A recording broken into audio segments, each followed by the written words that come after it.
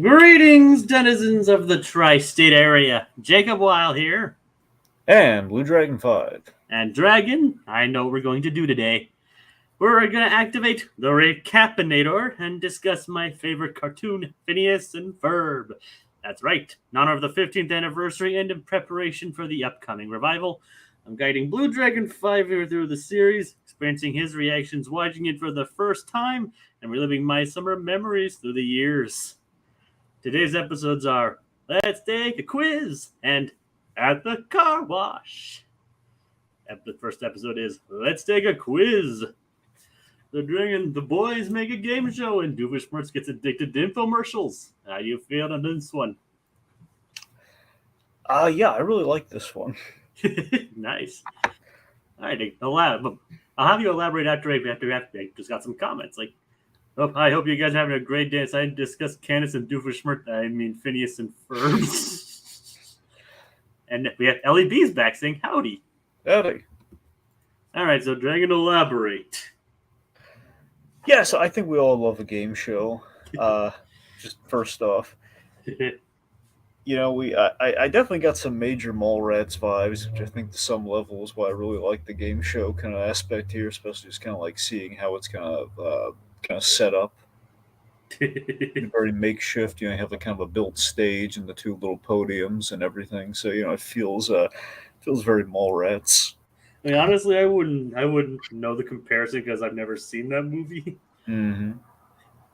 I mean, the extent of it I know is like Stan Lee's cameo in it. Of course, you get Stanley's cameo, and essentially the third act is a game show in the mall, which essentially is it's basically the dating game. You have like the little divider, and you have like the three mystery contestants that the audience can see, but the girl cannot.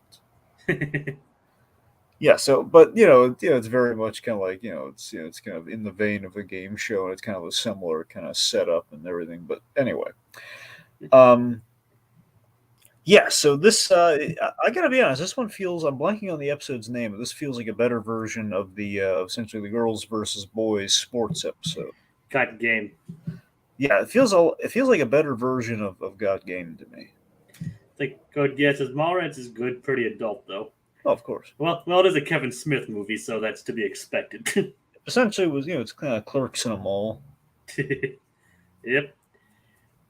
And speaking of guests, I've probably alluded to this before, Dragon.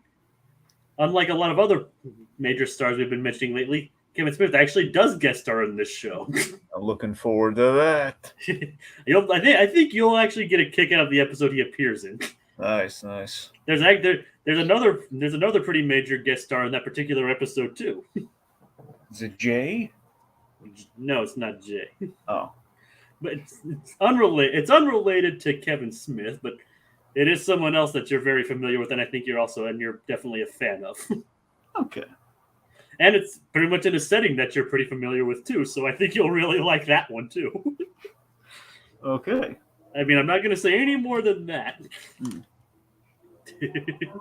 Unless you want me to spill it. Spill it. No, not really. All right, I won't spill it then. But yeah, I do enjoy this episode too. I like the quiz show aspect, and Doofenshmirtz's plot is fun because we all despise those infomercials. Oh, do we? We all despise those infomercials. Like with their catchy jingles, the fast talking salesman, everything like that. Oh, call this number. Wait, there's more. Although rest in peace, Billy Mays.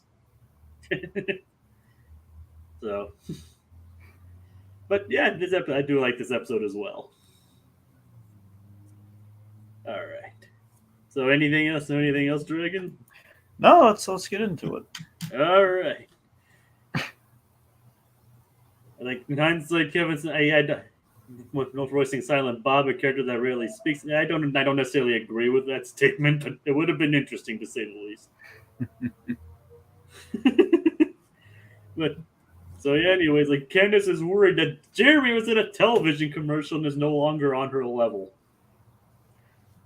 Yep, Jeremy. He's moved on to greener pastures. He's in a commercial. Yeah, he's gone commercial on us, Jacob. It's like, Ellie B actually loves infomercials. Very comforting. All right. I mean, I guess everybody can enjoy whatever they want. There's a charm to the infomercial, but just there's a falsehood to it. Yeah, there is. It's like as a kid, it's like we love the infomercials, but then you grow embittered. It's like, why is this interrupting my programming, and why is it peddling lies? Lies. You lied to me, you liar. You lied to me. You liar! You know what you are? You're a fibby boy. Fibby boy. Oh God. Right. Fibby boy actually sounds like an infomercial product. Get the fibby boy now in stock.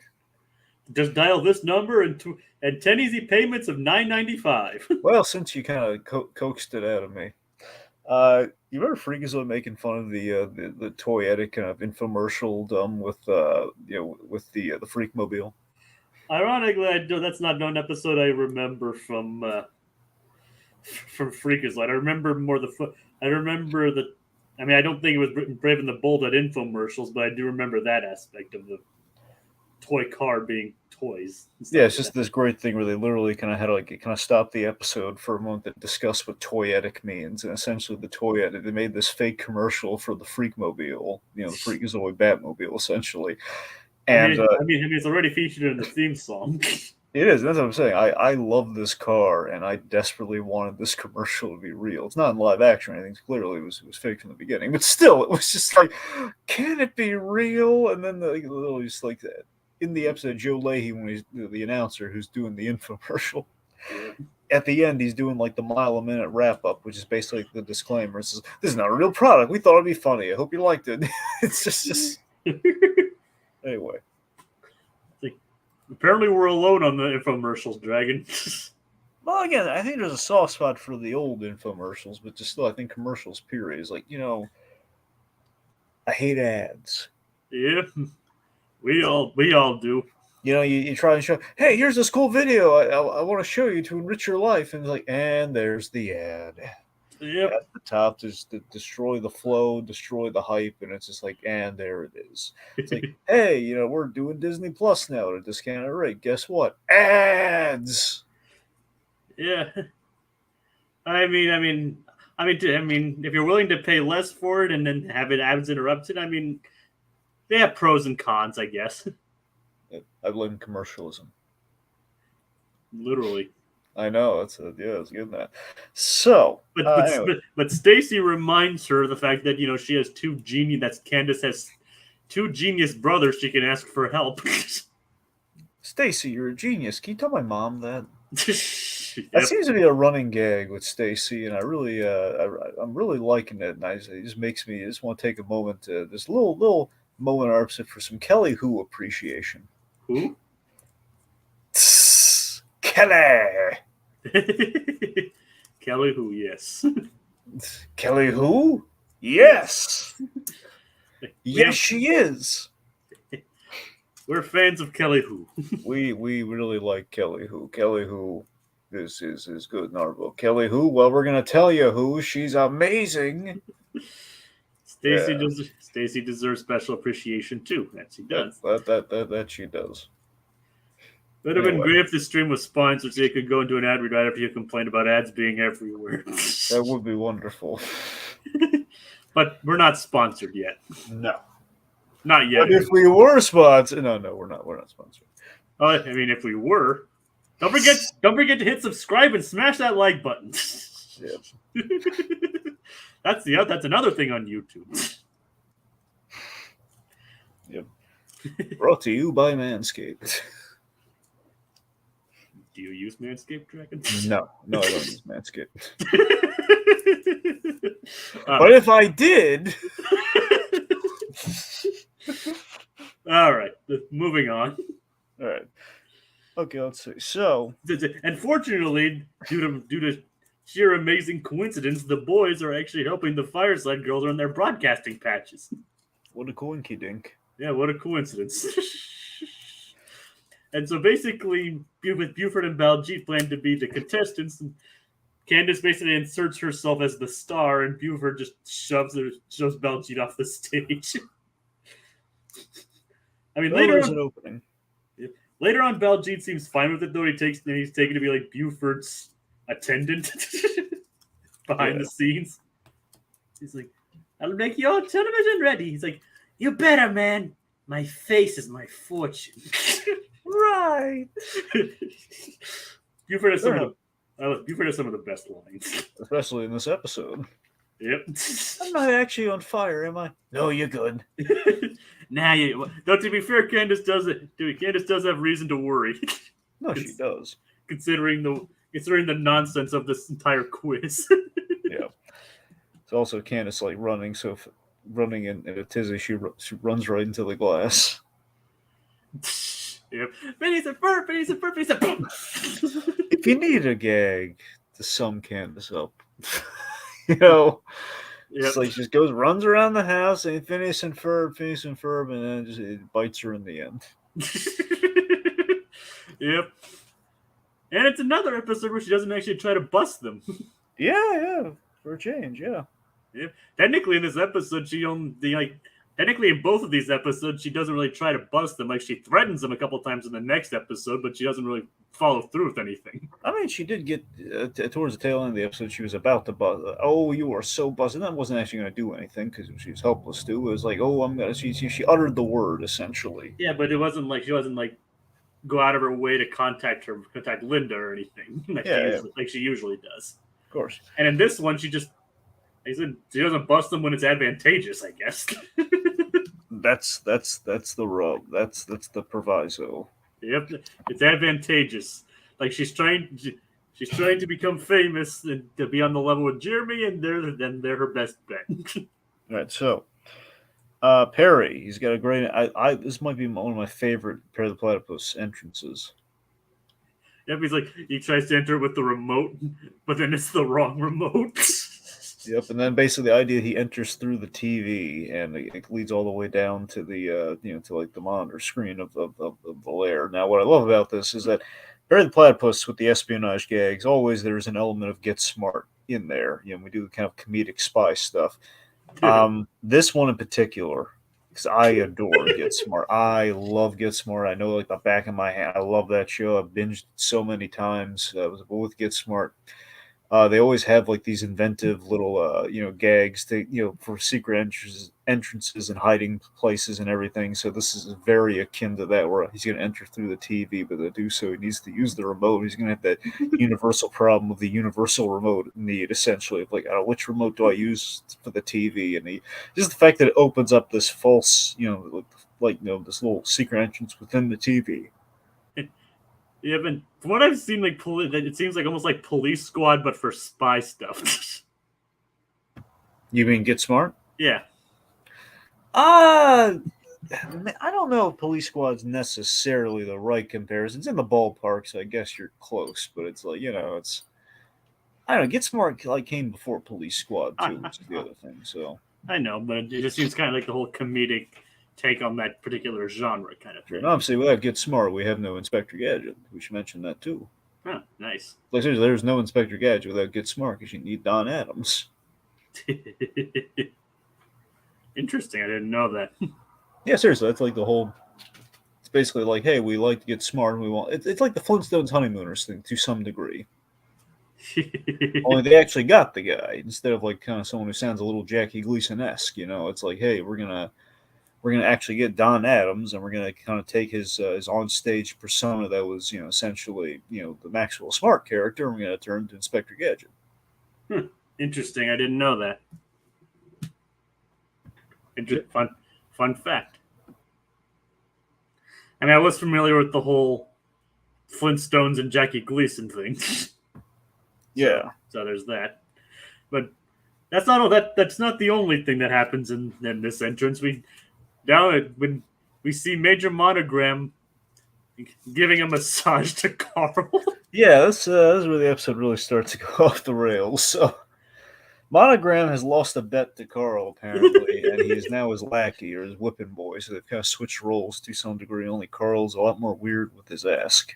Yep, it's like one of which apparently includes like both like giving him like the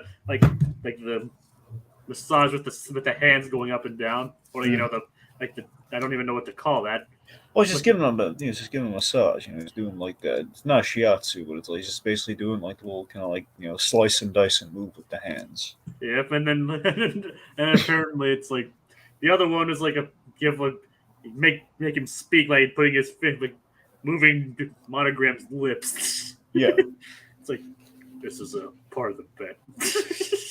and then Monogram re-enters dressed as a clown to continue the massage, and he's like, "This actually wasn't part of the bet," which honestly raises more questions than it answers. That it does. That it does. So, like, what the heck was this bet anyway? It's like there's a lot of horrifying questions you don't want to know. Like, well, apparently it doesn't. Part of it wasn't dressing as a clown. I think we're gonna have to do this twice this episode, but Jacob, seeing how weird the ramifications of this bet are, just make you go like, "Dang it, Carl!" Dang it, Carl. You know. And here we go. Oh, yep. So I gotta wonder, which Carl do you think would have equally weird, would have like equally weird, kind of proclivities per this bet? Probably Weezer. Yep. Is that who you were thinking too? I was thinking Weezer, and there's a second Carl Foutley, honestly. Well, Carls. Well, I've never watched As Told by Ginger. So. Yeah, Carl Foutley's. Yeah, he's a sick puppy. Oh boy. Well, the suck. He's not demented. He's not like evil or anything, but just like eccentric, very eccentric. Yeah, Carl Weezer. The Carl Weezer eccentric in a whole nother way. Yeah. Probably Monogram spying on Jimmy's mom. Oh my god. Put on this wig and pretend to be Jimmy's mom. I don't know if he'd do that. Well, he dressed up like a clown. That wasn't even part of the wager. Yep. Major Monogram, can you put on this dress and say nice things to Jimmy's mom? Oh god. Still with the mustache and everything, though. Yep, that's. I don't want to imagine that. All right. So. I find it weird they have obscure character like Carl Bowman on the Carl list. He had like 5 minutes of screen time and it was all flashbacks. Yeah, he was great. He was great and reassuring in that movie. Stacy Keach, right? Yep. Yep. He also voiced the Phantasm. Yep, the freaking Phantasm. Who spoiler alert for like a 30-year-old movie at this point wasn't actually Carl Beaumont. Yep. Let's see. Yep. So, Doofenshmirtz. Let's talk about what the Doof's got going on here. Well, the Doof has been addicted to infomercials. Infomercial products. He's basically outsourcing his evil with the infomercial products, which I think is hilarious. I love everything about this Doofenshmirtz plot. Might be one of my favorites this season. I don't know. I just love the idea that Doofenshmirtz has gotten completely sidetracked with all like the as seen on TV gadgets that we all know and dread. Now they put them in stores occasionally. It's the whole like, hey, this is products you can only get on TV. Like, dude, spoilers for Mask of the Phantasm. Hey, blame him. The Doof sounds like a name of a reality TV show character. It's a definitive list of Carls, so no Carl is missing. I'm sure there's probably some obscure Carl that we are missing, but those are like the biggest ones that I could find. Yep. Well, again, we needed animated Carl, so we couldn't use like Carl Hanratty or anything. And one of them is a Carlos, so there's a bit of a stretch. We don't discriminate the Carls. No, but we couldn't pass up Carlos. Carlos. It's a fairly common name. There's not a lot of animated Carls. That's our point. Anyway. But anyway, it's like, yeah, Doofenshmirtz's plot is pretty funny. He's garnered an addiction to the infomercials and can't stop ordering servomats, fruit dehydrates. Here I was eating hydrated fruit like a sucker. So it all started with the fruit dehydrator. it's like apparently he doesn't like his fruit hydrated. I just love it's like all these pointless TV products that we see all the time that have like there's like the initial sell of like, oh man, that's kind of cool, but then there's the practicality, like, when would I ever use this? And Doofenshmirtz just fall into that. It's become second nature to him. It's like right when Perry breaks in, he's like falls like the trap-o-matic or what have you. And he's like, yes, I'll take 2 of those. You know. So again, Doofenshmirtz is a very universal, like, you know, kind of problem here. Like, he's addicted to the infomercials. He's being scammed, so he just wants to put an end to it with the Scorchinator to melt all the TV towers. Which, funnily enough, he never even uses. Yep, and you know the boys are at risk because of this. Yep, but that's the thing. It feels like, oh, he's gonna use it, but then no, it's something completely different. How much? That's the best part. It's free. But wait, there's more. Actually, wait, there isn't any more than that. It's like, Doofenshmirtz. Love him.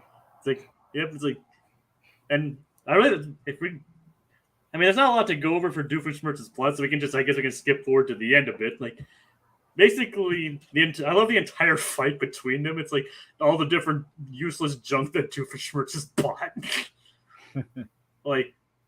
the burger launcher, the tennis ball gun, the rotating spatula.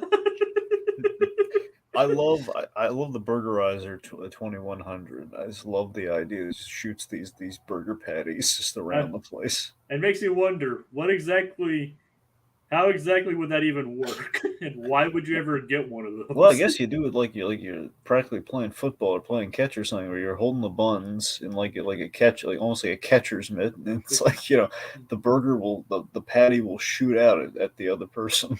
But at that point you have to cook them first, and Doofenshmirtz just didn't look cooked. Did they look raw? Or did they look? I don't know. Were they brown or were they like red? Let me double check. I don't remember. If they were brown, they were cooked. Yeah, I can't really remember, but oh yeah, they're brown, so I guess they were cooked. I'm pretty sure. Yeah, I was pretty sure they were cooked when they were being shot out there. But they didn't have any cheese on them. Well, there's hamburgers. Yeah, I know, but they need cheese. No, they don't. I mean, I like mine with cheese. Well, then order a cheeseburger, not the hamburger. Yeah, I know. It's like type of cooking gadget SpongeBob would use. Absolutely, you know, like with the turbo with the port and starboard jet attachments. Port and starboard attachments, yes. And that's what got him the job at the Krusty Krab. Oh, did I ever? I know you didn't watch a movie Memoirs, but on the off chance that you did you hear me talk about the SpongeBob thing on Amazon? Oh no.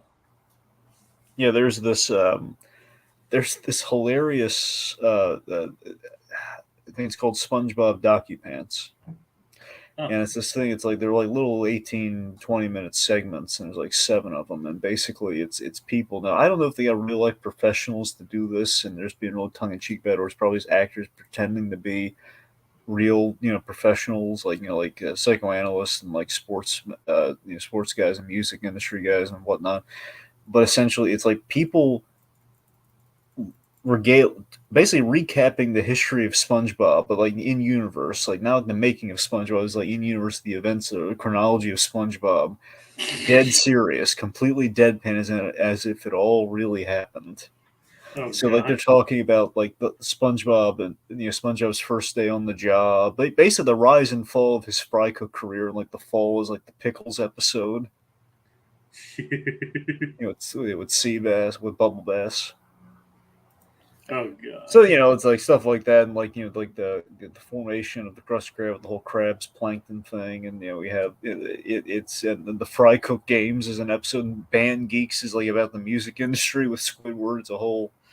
As I say, it's really also the Nasty Patty. Basically, they do like a true crime documentary. So it's basically a mockumentary. Yeah, exactly. It's a mockumentary. It's wonderful. I think it's on. I I know it's on Amazon, but I think I also saw it on Paramount Plus. It would make sense for it to be on Paramount Plus, but for life of me, I don't know. It might be. I don't know if it's a cross promotion thing or not. All I know is it's on Amazon, so wherever you find it, check there. All right, I'll give it a shot. Sounds pretty funny. Oh yes, again, SpongeBob DocuPants. All right. So, again, you're wondering why are they talking about SpongeBob this long? Well, Poffenmeyer worked on SpongeBob.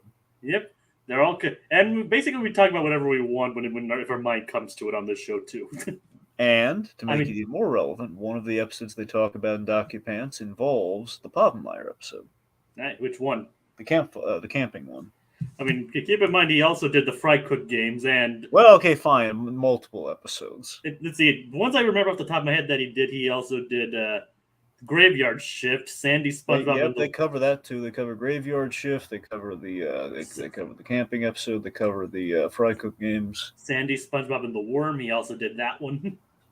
They cover the worm. They cover the Alaskan bullworm briefly. Yep. Those are the only ones I remember. I'm sure he did more, but those are the only ones I can explicitly So remember. there's a lot of Poffenmeyer episodes in this. Yep. I mean, he wasn't like a major member of the show. Like, he didn't write. He wasn't involved in all the classic episodes, but he was there in the good years. Oh yeah. Back in the good old days. All of the rants on this show are planned. Yep. I mean, to throw a wrench into I don't think Dan had anything to do with Freakazoid though, Dragon. And we talk about Freakazoid a lot too. Why must you crush all my dreams, Jacob?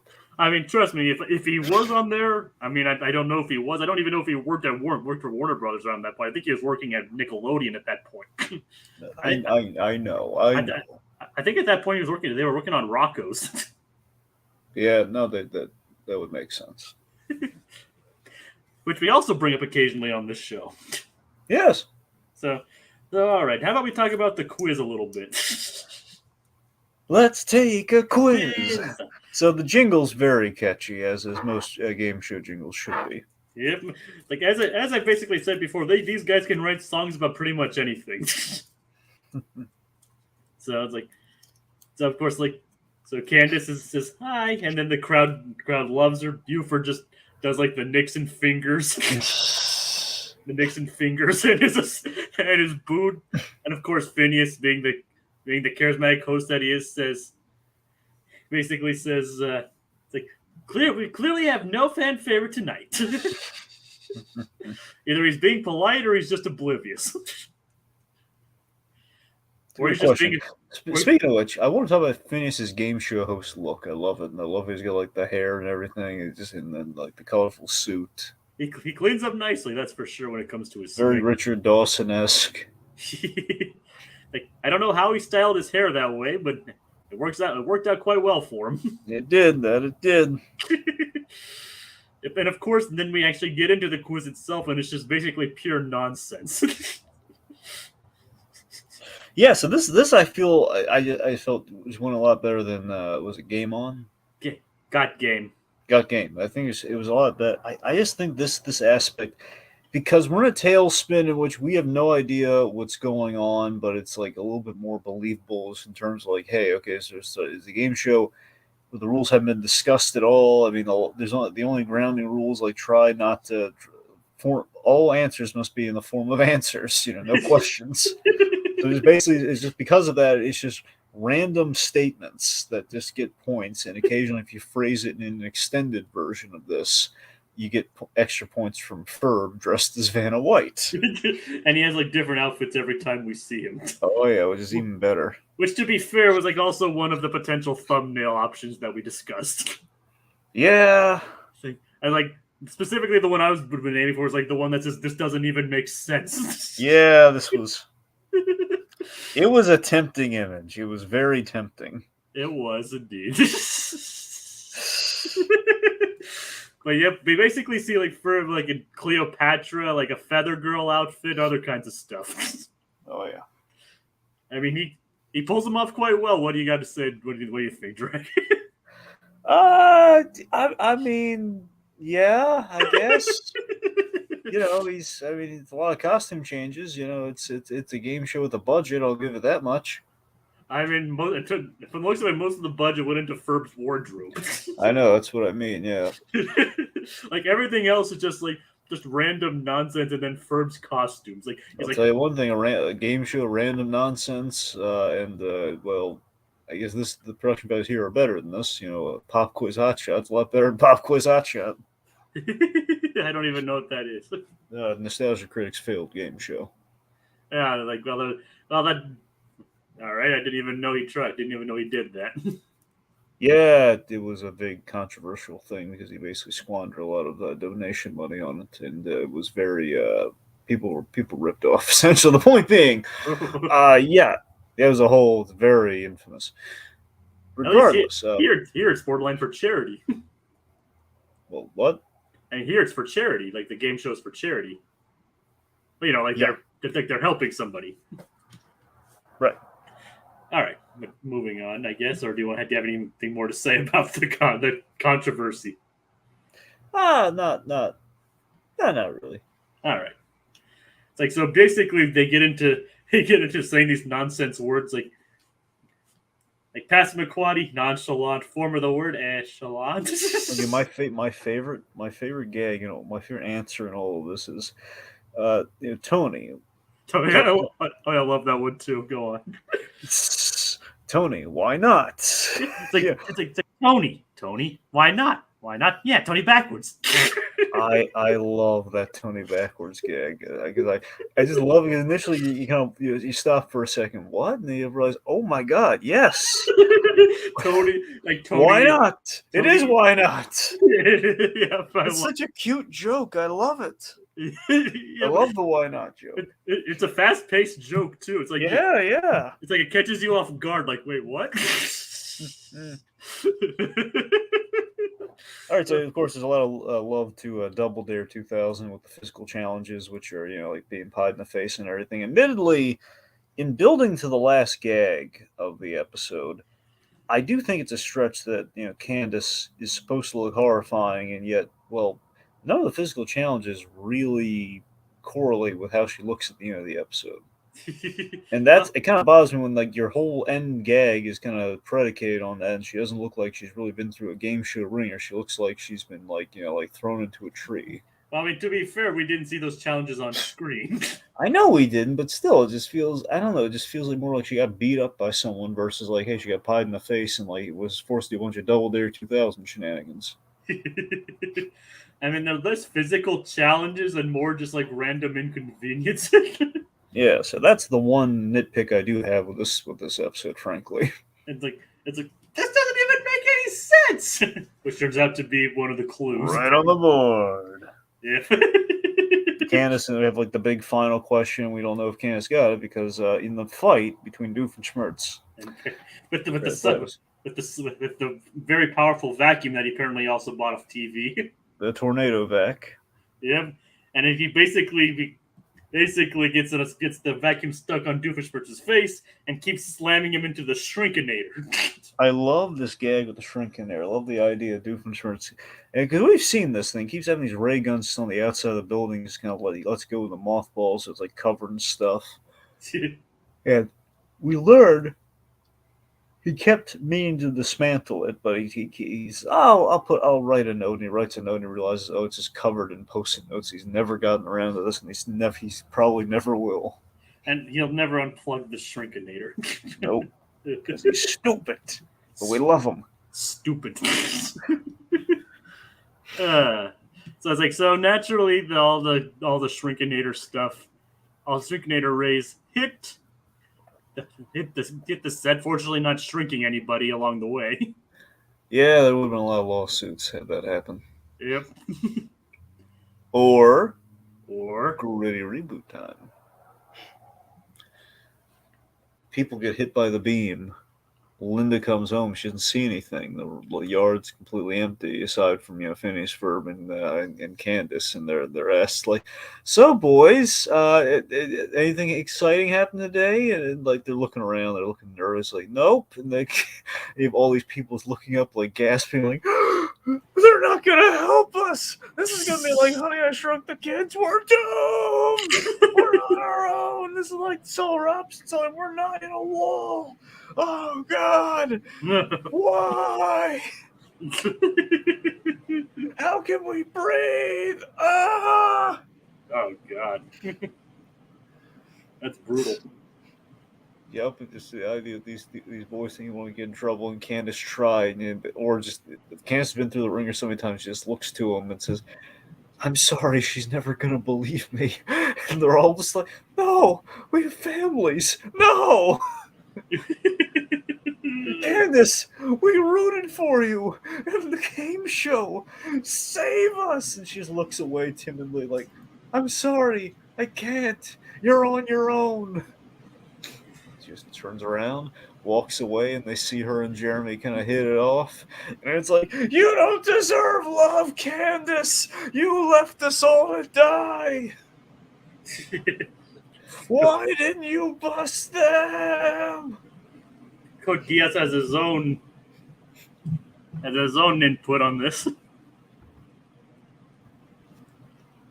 Well, you want to read it? Yep, in the gritty reboot, Major Monogram would snap Carl's neck for making him give him a massage. It's like, "Oh, Carl, we had a laugh today, didn't we?" "Well, yes, sir. I'm glad you took it in good spirits. Oh, by the way, Carl, what's that on your neck?" "What?" Snap. He calls someone up, says, bring in the new, put out the resume for the new Carls again, please. And put out the job listing for new Carl."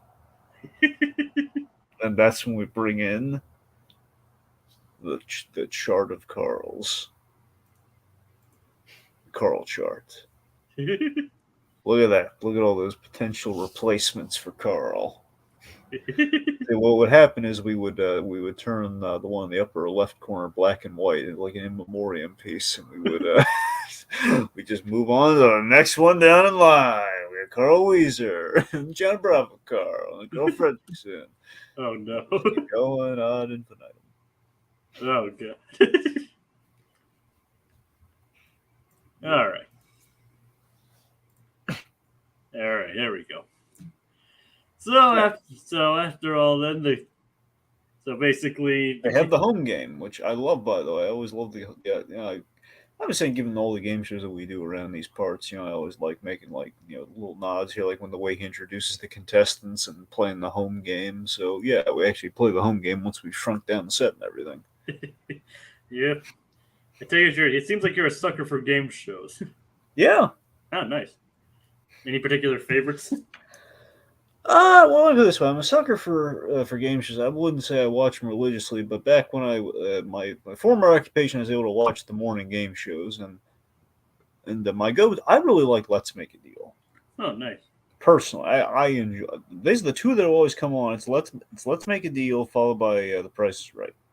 Those are good choices. Well, I'm just saying it's not even choice. I'm saying that was what the block was. Like every morning, you'd have those two in that order, and I mean, based on that, I mean. Of the two, I think I enjoyed Let's Make a Deal more because it's nothing against Drew Carey and The Price is Right, but after a while, it's like you need Bob Barker, to really kind of make it sing. But beyond that, I mean, I don't know. It's like historically, I love Double Dare 2000. Oh, nice. I mean, historically, it's probably my top choice, but yeah, it's with the game shows, they're Deal or No Deal was another good one. Yeah.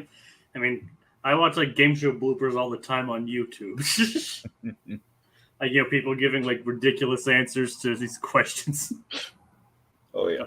It's like, oh, and we're actually introduced to Jeremy's friend this episode too, Coltrane. I forgot to mention him.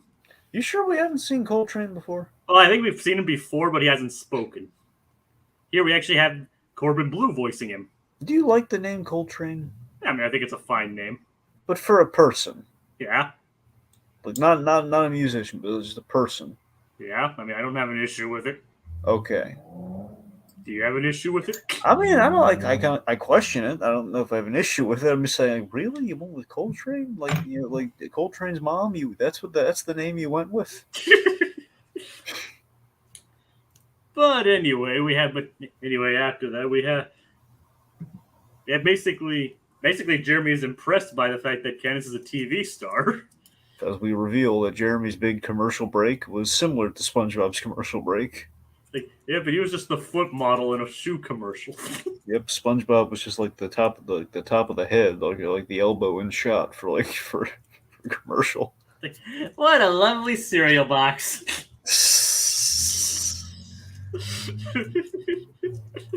Yep, I remember that episode. Of course, the stellar rendition of Striped Sweater. Oh god. The only time to wear a striped sweater is all the time. It's all the time. And like I'm glad I stopped fry cooking for this. Cheese, lettuce, onions. We want buns. Oh god. Anyway, so Candace then reveals his hunky ankles because Jeremy the foot model now, and then it's like, yeah, I just got covered in pie. Yeah, what kind of pie?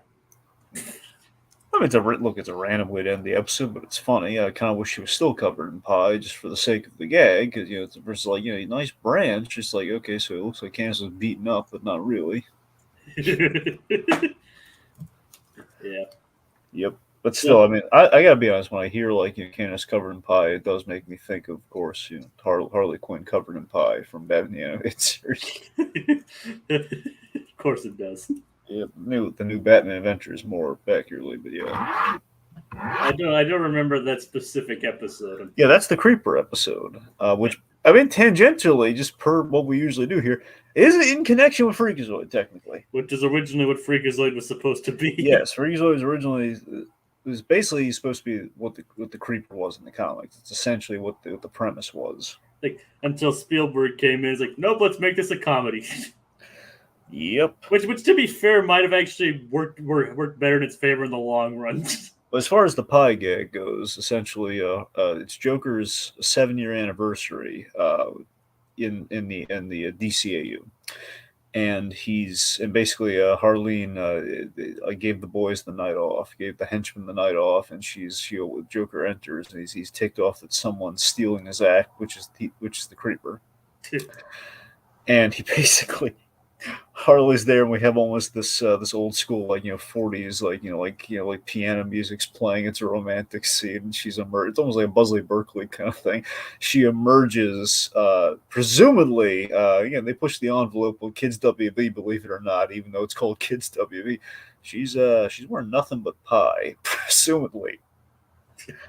And she's basically doing this almost like a happy birthday, Mr. President, Marilyn Monroe thing, like happy anniversary, Mr. J, and you're really swell and okay. Take the night off, let's play. And, essentially, the point being she's wearing this pie and she's trying to seduce him. He just kicks her to the curb and she's being licked by the hyenas. Yeah, I remember the risque stuff that they pulled off in the new Batman Adventures. I just love the idea that Joker afterwards, he samples she flicks some pie on his lapel, and he's like, sweet kid, lousy cook. It's like the pie apparently was terrible, and she spent all day baking it. I still remember the whole "Rev Up Your Harley" line. I'm surprised that made it into the episode. I mean, I think in the comic it's a little different. In the comic, it's Ride Your Harley. Yeah, I think it is, but it's still pretty risque. Also, I mean, the comic, it was a little more. It was more risque in the comic. Like that, the negligee was see through. I've actually read the comic track, and I know. I know. I love the episode's obviously great, but that comic though, it has moments of little moments you wish they put in the thing, but they didn't have time or the facilities to do so, and it's like. Was expecting seductive singing tonight. Looks like Ellie B speaking highly of your singing skills. Okay. Anyway, the only other reason I remember the Creeper episode is because he managed to backhand Batman. Like one of the only person in history to ever backhand Batman. God, I do love Joker. Like you nearly blew us to Chattahoochee. When he's just trying to put the acid in the flour.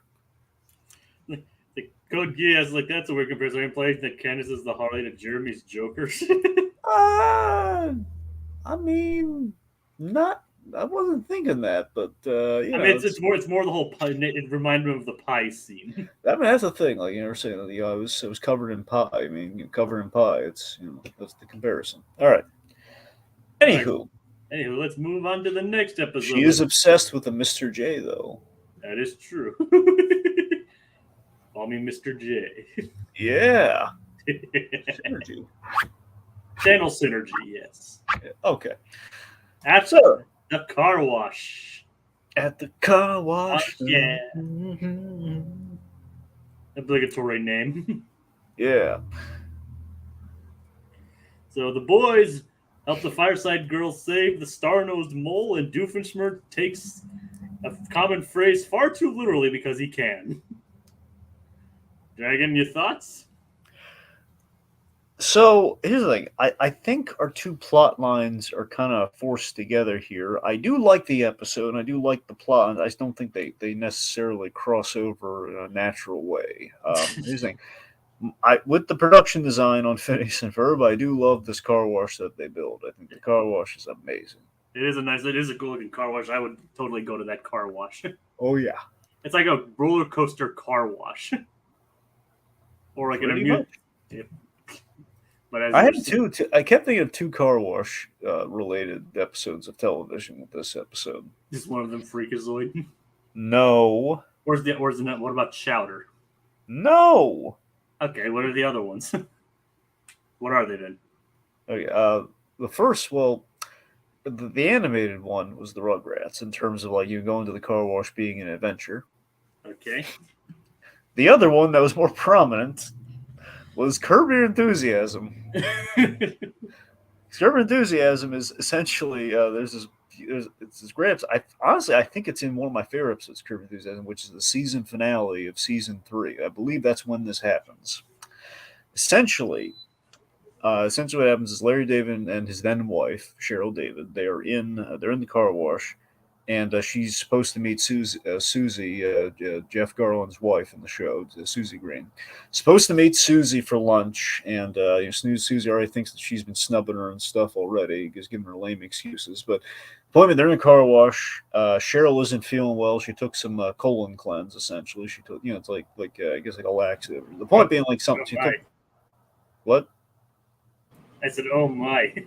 Yeah, okay, but don't worry, it's not going to get gross or anything. Here's what happens: they're in the car wash, and they're riding through the cars, which you can do. So they're riding through the car wash, and again, she's taking this colon cleansing, so she needs to use the bathroom, and she needs the thing they imagine it's going to be like a car. It's going to be like a few minutes, and they'll be on the other side, and she'll probably leave and use the bathroom somewhere. Like go inside the place, use the bathroom. So they're stuck in the car wash. It's not moving. It's not moving forward. It's just stuck in the position. Like I guess the machine's like stuck or something, and it's not going anywhere. So it's an emergency. She really has to go. So Larry Davis, like, they're in the going car wash, all the machinery and everything whirling. So he's calling the car wash that they're at. Like, yes, I love information I need. He doesn't know the number. Like Glen Rock Car Wash. And he finally gets through after forever. He's just like, we're in your car wash. Oh yeah, we're open. It's like an Asian. It's like an Asian lady who's barely understanding. Or it's like, no, turn off your car wash. And she can barely hear him, and it's like understanding what the heck is he talking about. So she ends up having it's an emergency. She opens the door while the car wash is going. She gets completely soaked and sudsed up and everything. As she's running off. Oh god. So yeah, it's just, oh god, I love that episode so much. Mainly for the ending, which is very inappropriate to talk about here, but the ending was great. Yeah.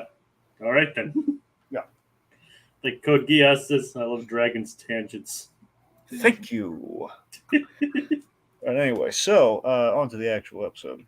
Like Phineas and Ferb actually are having like the roving swing set, which is actually a pretty cool invention. And Linda just not look. That's the thing. Linda she's horror movie bait, man. Linda is like she's a goner around the Halloween season. She's gonna get killed or slashed by something.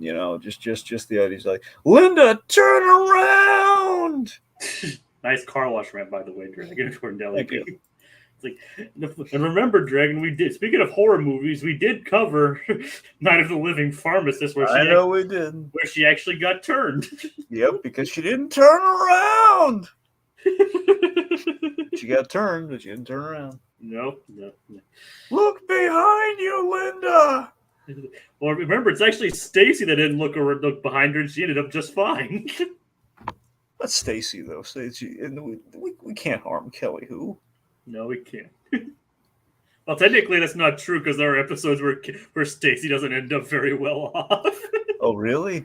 Well, I mean, there's an episode in the future where she gets bit by a spider. Oh, like spider power kind of spider, or is it like just big old spider? Regular spider. Oh.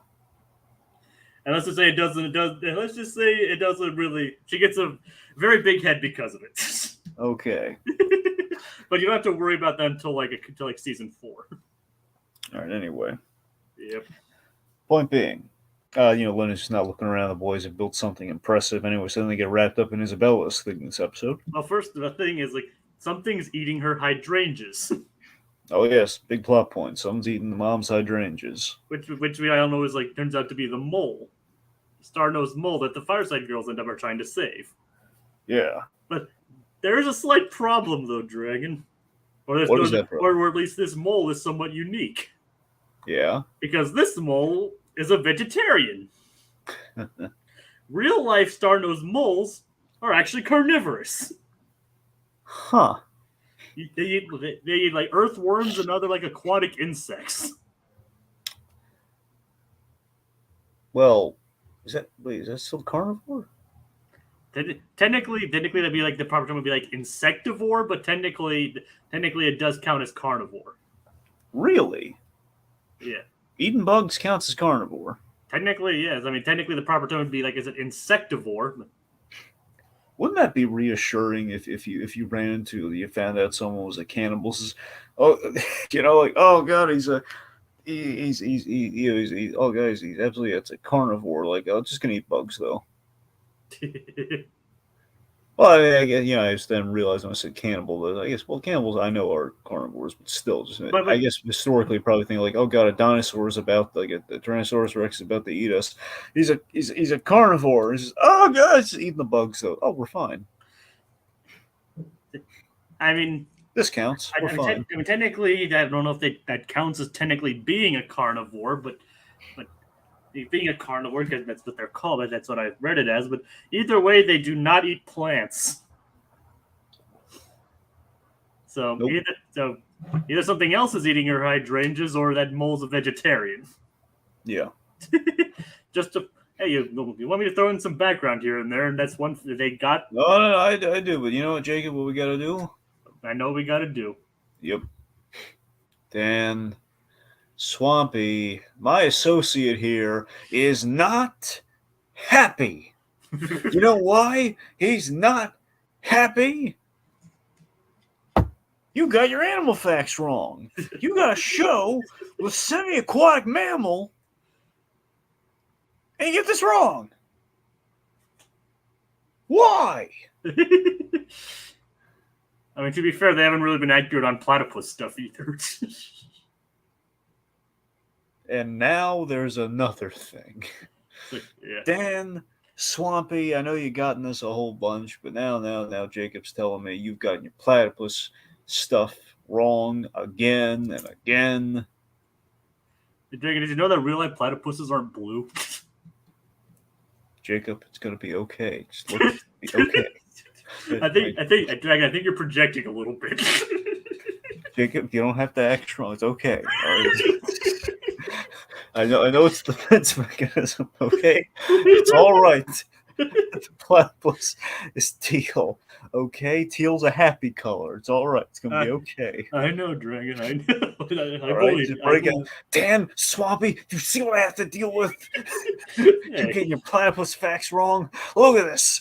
Platypuses aren't teal. He's freaking out over here. Look at what you've done. Be ashamed of yourselves. For years you've gotten this wrong, and now we're going to come back to it, and we're still going to be stuck with a teal platypus. How dare you? We have some Perry's portrayed weirdly accurately in the show. Like, Richard's victims as real platypuses aren't secret agents, dragons. And there's And I know this, but the boy doesn't know it, Richard. Hey! And platypuses actually glow teal under a black light. And that's actually true. Dan, Swampy, Jacob owes you an apology. Hey. I said they're not naturally blue. I didn't. But Perry's obviously not under a black light. Dan, Swampy, I don't have to tell you guys. I don't think we're going to win this one. Let's just move on, Dragon. Okay. Oh, God. Let's move on. All right, so. Okay, here we go. Yeah. So the Carl. Oh. No, you're right. Let's get stuff. Tell us. Let's start somewhere else. So the girls are just the Fireside Girls, and it's another plot up in the Fireside Girls. They're trying to save the star-nosed mole. So they've tried various things from like baking lemonade stands. Somehow Katie ended up with bandaged hands with a lemonade stand.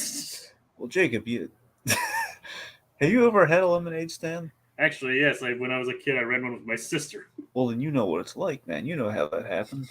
Well, maybe I was in a nice neighborhood then, because I didn't have any problems. Well, you don't know. There's a number of things that can go wrong. Because one, there's like the little, if you use that little lemon, like kind of juicer thing, like the little thing you turn, you hit the little plastic thing you put on top of the lemon, and just like you grind it against something. Yeah, and it squirts into your eye. Yeah, there's that, and then of course, if you're in a bad neighborhood, you have competition. It's almost like a leg breaker kind of operation of like, you're making lemonade on my turf? I don't think so. And then there's the economics involved. Yep, and they cripple the guy's hand so he can't make any more lemonade, and that's why it's bandaged. Lemonade mafia. Essentially, yeah. It's more of like kind of a streetwise thing, which is like, honestly, dang it. Honestly, this thing we're talking about, it kind of sounds like a plot from Recess. A little bit. There was that whole economics of Recess episode. It reminds me more of Fairly Odd Parents with the whole lemonade thing. Yep. Timmy has the incredibly gross lemonade made from Cosmo's socks. Not even just Cosmo socks. Cosmo's socks. Sweaty socks. Literally dips it in like a little tea bag. And apparently it tastes very good. Apparently it's magically delicious, but yeah, gross. Like two things. Speaking of which, the only issues that we actually had was we had the lemonade that was made from the Kool-Aid mix. Like Kool-Aid mixed lemonade. And you know what I'm talking about, right, Dragon? Yeah, but I've never seen it firsthand. It's we had packet with mixing it up and everything, and my sister was making them. Fortunately, we didn't sell this to the customer. Unfortunately, we caught the mistake before we sold it to any of the customers. But instead of putting sugar in the lemonade, she accidentally put salt in the lemonade. Oh no! Fortunately, we caught the mistake before we sold it. Who was the unlucky soul who tested it? I don't remember. It might have been one of us, but I don't. What's the thing? Was it you? How do you forget that? Did you drink the saltiest lemonade ever?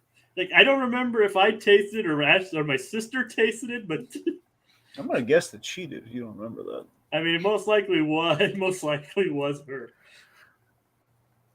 And then another thing. I'll probably tell the story again in the future because there's actually an episode where the boys open a lemonade stand. Oh boy. Yep. Anyway, so a failed attempt. They land on car wash. Well, first they took Phineas and suggested something involving a zip line, which would have been an interesting episode, but Isabella steers them into a car wash. Yeah. Which is probably a smarter move to raise awareness to the star-nosed mole. Yeah. And meanwhile, Terry, goes into this fancy lair entrance. Yep, and he gets an 8.5 from Carl. Monogram gives him a 9.5. It's like, really, Carl? His legs are a little open on the dismount, sir. Do I smell something burning, Carl? My spaghetti! So, just first off, just dang it, Carl. I didn't mean to get too street on you kids, but sometimes Carl elicits that responsiveness. Yep, like I'm thinking of which I love Phineas. Like, we'll build the best dang car wash in the whole dang world. Dang it. Like, I can't really pull that off, can I? It's too street. He's like, you're not very street. Yeah. Speaking of things being street. Yeah. Dang it, Carl. Should I bring up the banner again? Yeah, once more. Yes. Dang it, Carl. You know what? You're giving Perry 8.5s. You're burning spaghetti, and worse. Here's why. Carl, Monogram's telling you this is your last day of employment because not only are you making him do horrific things when he loses a bet, but more so, you gave the bad guy the plan with your little seismic earthquake. Well, you can't really blame that on Carl. You can absolutely blame that on Carl. He put that dangerous information out there. I mean, to be fair, Dragon, I can't really imagine when he wrote that as his thesis. I don't think he imagined an evil villain using that to enlarge molehills. You should have thought about that when he signed on the dotted line, Jacob. It's like you are going to be going up against a depraved mind, a depraved doof mind. And that guy is going to do anything. He's going to harness the power of anything. He reads a lot. You know what he reads, Carl? He reads stuff about earthquakes, seismic activity. There's a funny kind of reversal that happens in a future episode to what you're suggesting. Oh, boy. Where Doofenshmirtz actually reads Phineas and Ferb's plan. and Carl gets involved in that plot. I can't wait. Oh yeah. And it's actually the opposite of the Earth too. That's the funny thing. There's a lot of opposites involved here. So who should replace Carl in this instance, Dragon? Well, let's see. I'm thinking we need a compliant Carl, so it's probably going to be Carl from SpongeBob. Yep, the one who does things by the book. Yep. All right, so that takes care of that. Back to the car wash. Let me get the image. There we go. There we go. Yeah, so... I really need to turn those into slides. All right, so... Let's see, Phineas and Ferb, they get all the parts for the car wash. The guy just says, yeah, it's fine. Just don't blow a hole into the Earth's core, else we're all going to be in deep duty. Yeah, considering one of the parts is an atomic collider. It's like, I really love, Phineas is like, you're probably going to ask if I'm too young for this, right? He's like, now, just try not to blow a hole into the Earth's core, we'll both be in deep duty. He's oddly accepting of it. I mean, in this universe, they casually just sell new atomic colliders. I mean, anybody can get their hand on atomic colliders in this universe. Well, it was a different time, too. It was like 05. It was 2009 Dragons. Oh, sorry. Sorry, I was doing research on something earlier today, which is in 05. Sorry. I was like, it's 2000. It's still a decade removed. I mean, it's close to 2005, but I mean, closer to 2005 than it is to now, but still. My point is, it was a different time still. And yeah. I mean, it was a lot more accessible. I mean, that part does stand, yes. Yep. But yeah, though, and of course, there's another Candace and Jeremy plot. What is the Candace and Jeremy plot? Candace is worried basically that Jeremy isn't responding, and that she's roped Stacy into this, telling more Stacy too, telling her that Candace has to play hard to get, which Candace doesn't really know how to do very well, it seems. No, she doesn't. So Jeremy invites her to essentially for a date at the car wash. Like, hey, I'm gonna wash my mom's car. You wanna come with me? He says, ooh, a car is so adult. Let me think about it. Let me check my calendar. Like, yes. So Stacy, I'm playing so hard to get right now. I love that Candace doesn't get that she in some infinitesimal ways, I guess she's in her mind she's being hard to get, but only for seconds though. Yep, she's not making him work for it or making him do anything. Nope, she just thinks about it. Okay, I'll go. Yep. But it's kind of a good trait because in reality, I can't speak for everyone, but not a lot of people like it when others play hard to get. Nope. It's not always a successful tactic. Very rarely. Yep. Unless you're like a tsundere and you can pull it off. You don't know. You guys know what I'm saying. You probably know what I'm talking about, right, Dragon? I'm sorry, what? A tsundere. It's an anime thing. Nope, I don't know. It's an anime personality type. Okay. I'll explain it later. All right, but yeah, so she immediately agrees, and meanwhile she doesn't notice the giant freaking car wash being built outside her window until basically it's complete. And then the boys test it, like time to test our nozzle, like Uber nozzle. It's like, what the heck is going? And then she gets blasted with the water. Like, it works. Then he doesn't notice that he almost borderline drowned Candace. What do you make of that? Oh, just wait. We're not there yet. I have a really, really good thing for Candace this episode, the big one, but we're not there yet. Okay. LEB sounds like tonight's show is going in weird places. It always goes in the weird places, man. Like, what did you expect? Like, watch a clip of a compilation of this show out of context. Like, this show's like more random than I even realized. It's like Code Guess says asking a date to a car wash sounds pretty boring. Jeremy's lucky that Ken's is happy to go with him. I mean, if it's just spending time together, I mean, some people like that kind of thing. Well, I mean, it depends. It does depend. I think it depends on how you look at it here. Because on one side, I'm thinking of it like, oh, guys, it's a date that's gonna end in disaster, like Curb Your Enthusiasm. You know, like, okay, so we're gonna ride through the car wash inside. But I think the romantic version of that is like, hey, you know, it's like we're alone, and it's like Candace says, a little tunnel of love. Only it's a lot more exciting inside than you'd expect. And it ends up being a Phineas and Ferb car wash, so it's more exciting. Yeah. And in response to LEB's tonight's show is going in weird places, yes, it is, and I love it for that. All right. You never know what to expect when we have these discussions. So, explain Doofenshmirtz's plan. Because first off, Perry goes to the anti-platypus trap flawlessly. Yeah. Well, remember the anti-platypus trap was just a waste of money, apparently. Yep. Which is hilarious. Maybe it was for non-secret agent platypuses. But yeah. So basically, what is Doofenshmirtz's plan, Dragon? Well, to put it simply, he's making mountains out of molehills. He's not speaking figuratively. He's literalizing that goal. Oh yeah. Basically using some weird science and apparently some seismic information that he got on some kid's website, which is Carl. Yep.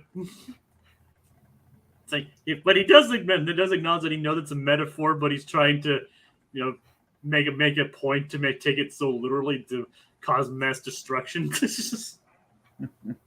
And keep in mind, this is actually one of the few plans where Doofenshmirtz's plan actually kind of succeeds in a way. Yeah, I mean, he achieves his goal. He accomplishes it. And I love, the montage of, all the times he's been told, don't make a mountain out of a molehill. And of all of those, they're so interested because, one of them was, him being, as a zit-covered teenager being told this by his father while he's obsessing over a girl, which probably didn't pan out. Yep.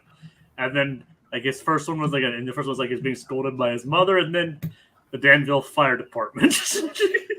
I love the Danville Fire Department. It's holding the chemicals. It's don't make a mountain out of a molehill. It's while his building's on fire. It's my building's on fire. Yeah, don't worry about it. Oh god. Yeah, it's well, then again, to be fair, he probably did bring it on himself. So. Yeah. So, meanwhile, Buford and Baljeet have been consigned to advertising the car wash, and Buford has a future in sign spinning. That he does. He's Like really good at it. he's like, I make this look good. And thus we get into the actual car wash itself. Which I gotta say, poor Candace. she literally gets put through the ringer in this episode. That she does. That brings us to the Gritty reboot. all right, I'll bring it up. Gritty reboot time. All right, so just the fact that Candace, just as we play here, we don't have to do much for this Gritty reboot here. So Candace just being kind of swept up in the car wash.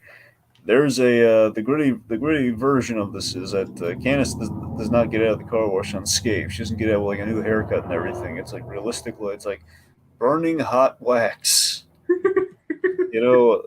Giant industrial sized scrub brushes. Yeah. It's going to be a thing where she comes out and the boys are wondering, huh? Did you see Candace around the conveyor belts? It's like, oh no, that'd be awful if she did.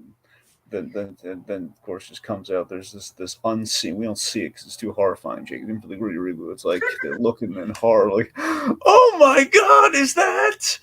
I'm afraid so. Like, oh god, Ferb, we're going to jail. Oh no, oh.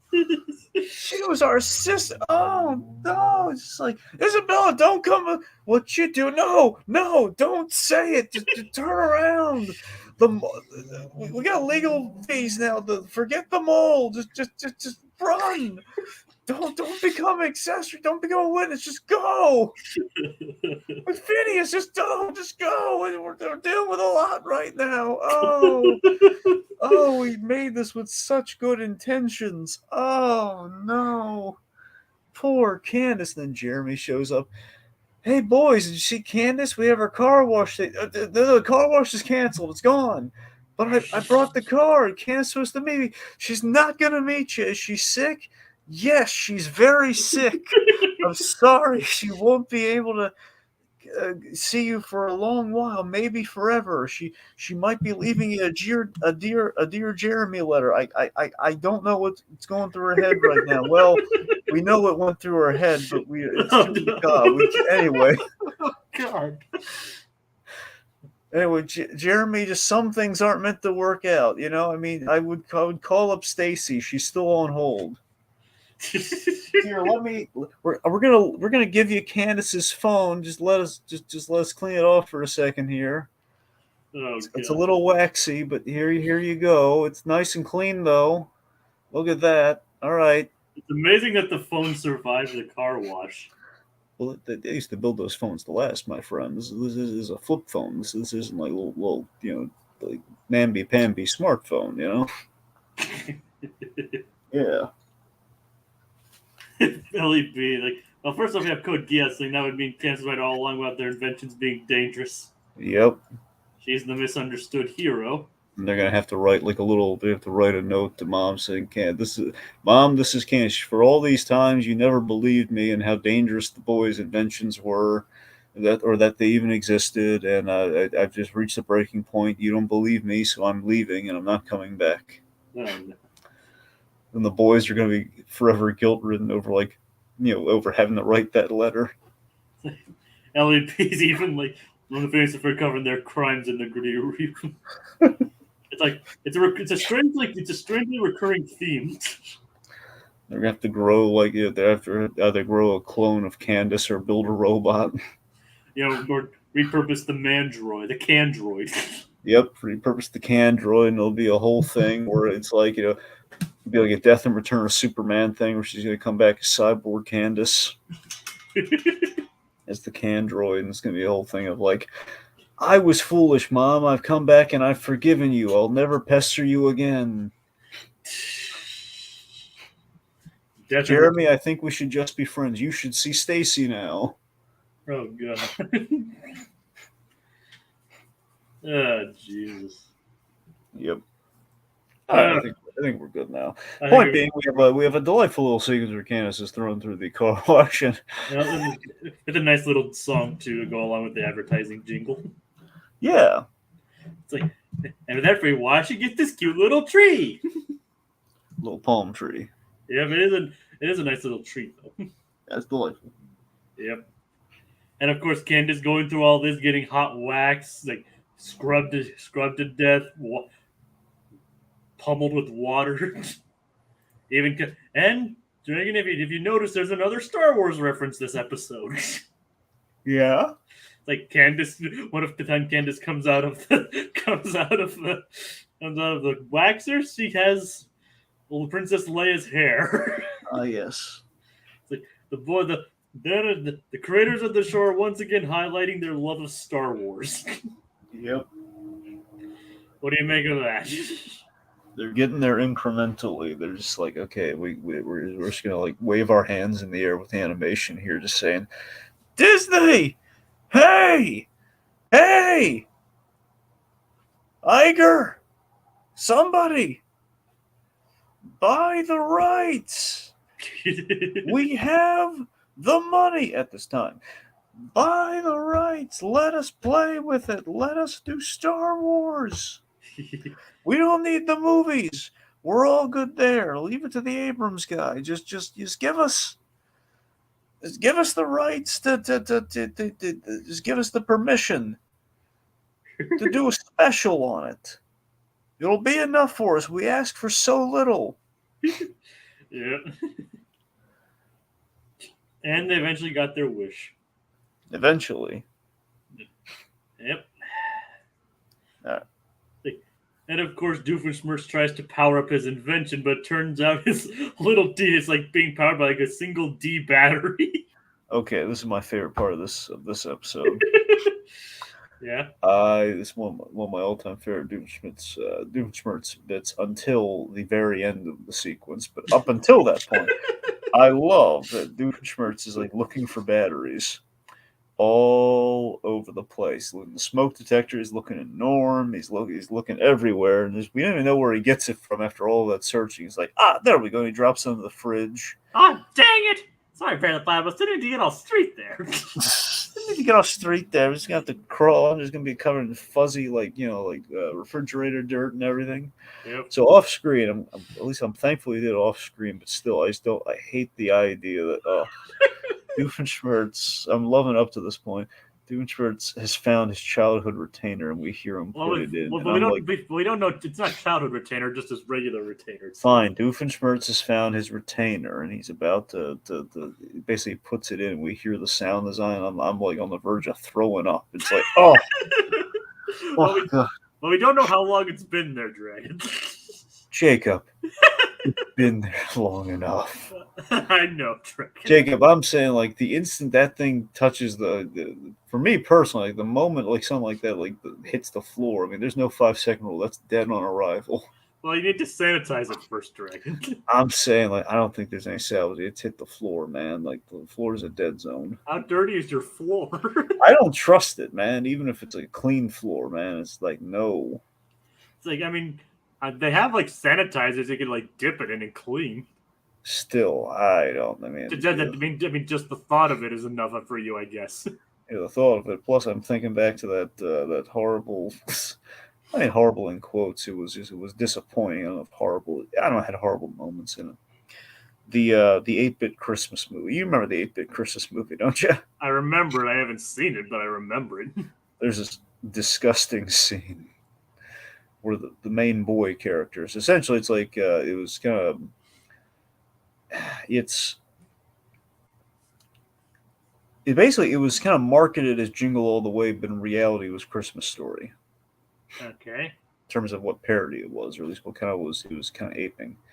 Essentially, the boy wants a Nintendo. An NES or SNES? NES. All right. Well, 8-bit, yeah. Yeah. Anyway, so he basically they go to the toy store, and he's playing like the display model because it's the closest he gets to ever playing it. Anyway, so he loses his sister in the mall and everything. The point being, for some stupid reason, again, this is not a good movie, kids. he removes his retainer so he can get in the zone while he's playing. Everyone's cheering for him and everything. Anyway, so he has to rush off and they find his sister and reunite with the parents and everything. So then his father, it's a bizarre, dumb scene. His father is like, "Where's your retainer?" And so he runs off, and I'm sorry, it's just really dumb just talking about it. He runs back to get the retainer because for some reason the father is smart enough to realize that he does not have his retainer. He wants to prove it by finding the retainer for some reason. The boy runs, the retainer's on the ground, and he puts it in, and it's like it's covered in like there's dirt on it and stuff, and it's like So he puts in the retainer and everything, and that was the father is like the father's a moron, so he's like, okay, we're all good then, let's go. And he's just like, it's not a good move. This is retainer stuff. It's just retainer trauma. It's just I don't need to see or at least imagine Doofenshmirtz doing something so vile. You really have an issue with retainers, huh? I'm just saying that. I blame that scene from that movie, Jacob. That's mostly it. That and in general, I have kind of like I fear the 5-second rule. Because of Osmosis Jones, I imagine. I think subconsciously it's because of Osmosis Jones. Like, no, it's a minute on it's dead. There's no 5-second rule. 5-second rule's a myth. Yeah, we all know that. Yeah. Anyway. There's my retainer.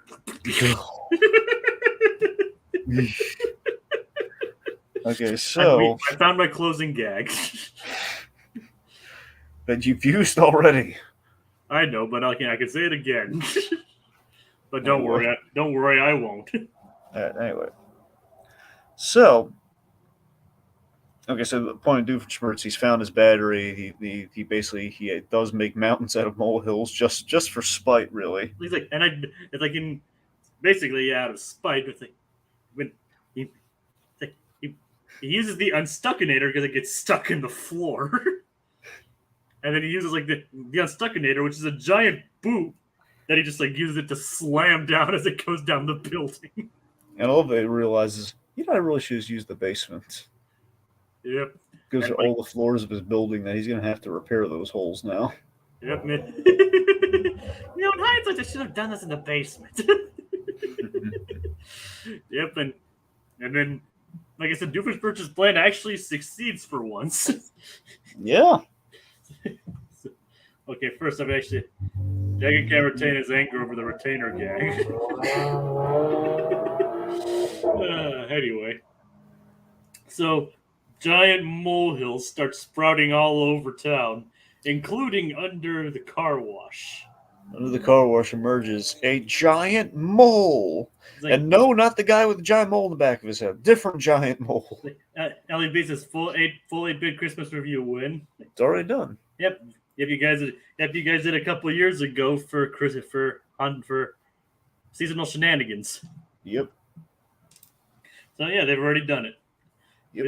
It's a hideous giant mole. Hey. Not that mole, you fool. When you see that guy initially, it looks like he has like brown hair, but you realize, oh god, that's a giant hideous mole on the back of his head. It's on the it looked like it was more on the side of his face. I know. It's so encompassing. I thought it was just like something brown in the screen, but like no, that is a mole. That is part of that man's body. And then Phineas's reaction to the whole thing is like seeing a giant mole rise up from his backyard and take the car wash, and his reaction was like, huh, so that's what's been eating mom's hydrangeas. Like, well, they're safe now. He doesn't care. So there's no stopping this thing. It ends up walking away with Doofenshmirtz's boot. It's like I just love the whole thing. Like, obviously, like the whole cliche explosion as it's called as well. Like Perry, of course, escapes, and then Doofenshmirtz inside the boot gets launched away. Like, courtesy of Perry the Platypus. And fortunately, he seems to safely land on the beach. Like, hey, look at Aglet. And then the giant mole steps into the shoe. Who buys shoes this big anyway? And then the mole just continues walking away with the shoe and into the ocean. Godzilla style. Yep. It's like so this is why you shouldn't make mountains out of molehills. Yep. Curse you, giant mole! And of course, Then Isabella is bringing up the big question. now who's gonna save the star-nosed mole? And Ferb comes in with the answer.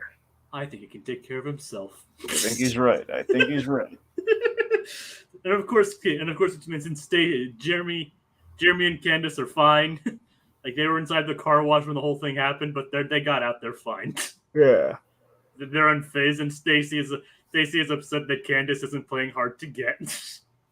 But Candace just hangs up and just throws the phone to the back of the car. Yeah. Everything is fine. The Doofenshmirtz is caught between a foot and a soul. Getting Major Monogram recruited the giant mole into the OWCA. I don't know. It's going to be a big hat. Yeah, it is a really big hat. Yeah. And we do never see the giant mole again, so it's hard to say. Mole, mole, mole. Yeah. But yep. But yep, ladies and gentlemen, the real reason you shouldn't make mountains out of molehills is because a giant mole will come and crush you. Yep. That's the reason. That's the moral to take away from this episode. The more you know. Bum, bum, bum, bum. The mole you know. The mole you know. Or is it? Oh, wait a minute. Hold on. Ruined it. The mole you know. There you go. I've been saving that sound effect for a while. You can tell, I can see the dust coming off that rim shot. Yep. I haven't had an opportunity to use it until now. Yeah. All right. But yep, there we go. So yeah, 2 fun episodes this week. I mean, from the sound of it, you liked to take a quiz more than the car wash episode. Yeah, but again, it's not really wrong with the car wash episode. I just don't think it was kind of, I don't know, I don't think the plot lines meshed that well in the mole one. Yeah, I mean, that is fair. So, any closing thoughts, Dragon, or Not particularly. all right? I don't have any either. But so great stream, very funny stuff. Thank you, Code Gias. He also says, I like to imagine if anyone's a mole needs, it'd be Carl. Oh God! You know, if we did Phineas and Ferb in live action, we're getting Fred Savage to play Carl. Of course.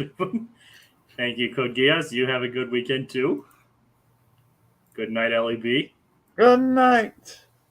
And also thank you to Richard's victims who showed up.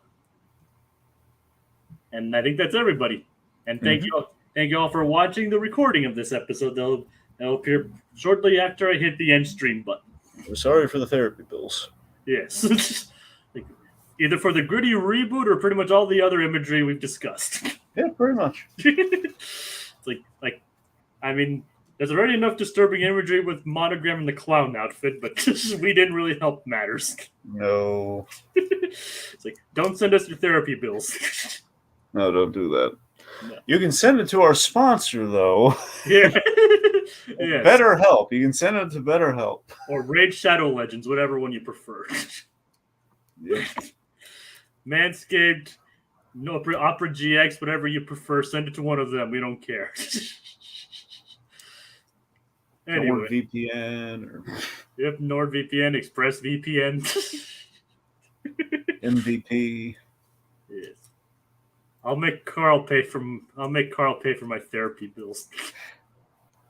Pay for my therapy bills, he says. I was going to ask which Carl. I'm just going to hand him a whole list of Carls and see whoever wants to pay. Yeah. I can't imagine Weezer has too much money to pay. But he definitely needs therapy. That he does. Almost Carl, you have to realize, Jimmy's mom, it's not happening. But there's a chance. No, Carl, there's really no chance. You never know. Accidents happen. Okay, Carl, now you're starting to worry me. Yeah. Speaking of images that can get up our heads. All right. Good night, everybody. Curse you, giant mole!